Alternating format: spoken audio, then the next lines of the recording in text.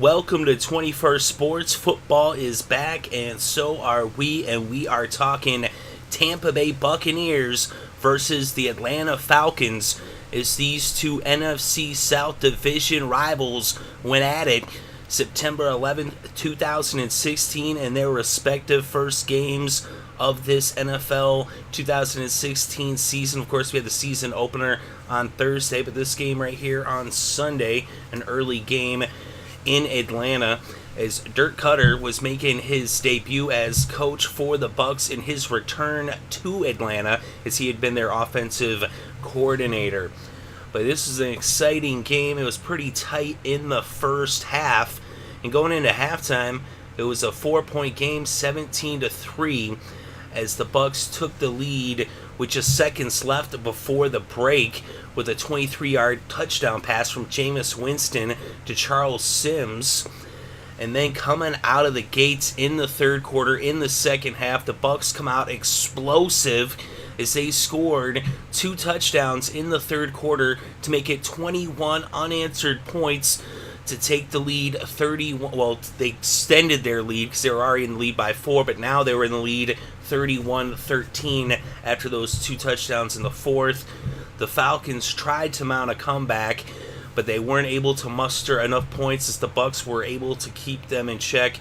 They did get a touchdown there at the end of the third quarter. Julio Jones, a nice play, and the 2-point conversion by Mohamed Sanu on the catch from Matt Ryan, and then a field goal in the fourth, but they would fall short as the Buccaneers held on to win 31-24, picking up a big road victory in the division, as those are hard to come by. So a big win for Tampa Bay.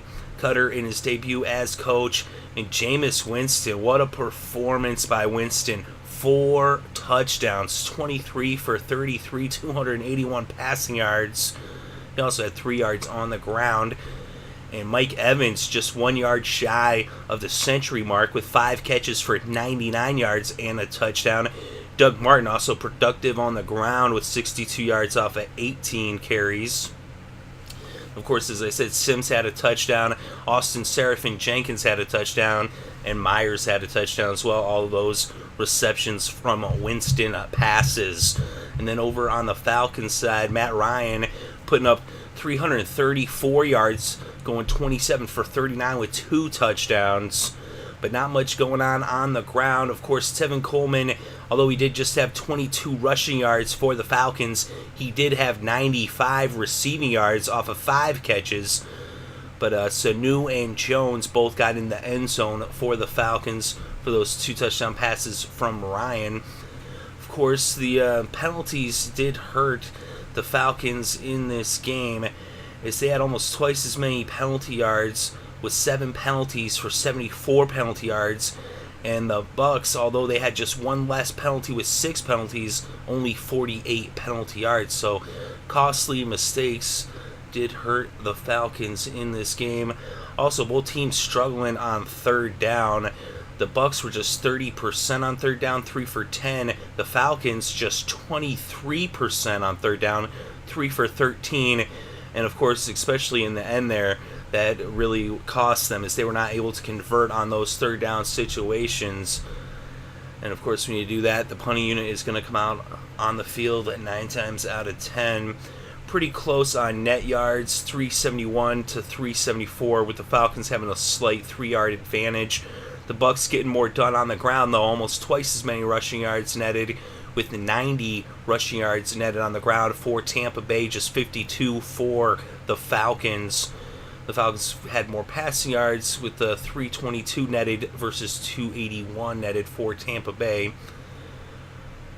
And then we look at the red zone. That's really, the red zone and the third downs are what hurt the Falcons, and that's where the Buccaneers defense came up big time, as they were able to hold the Falcons to just 1 of 4 in red zone efficiency, only letting them into the end zone once while they were in the red zone.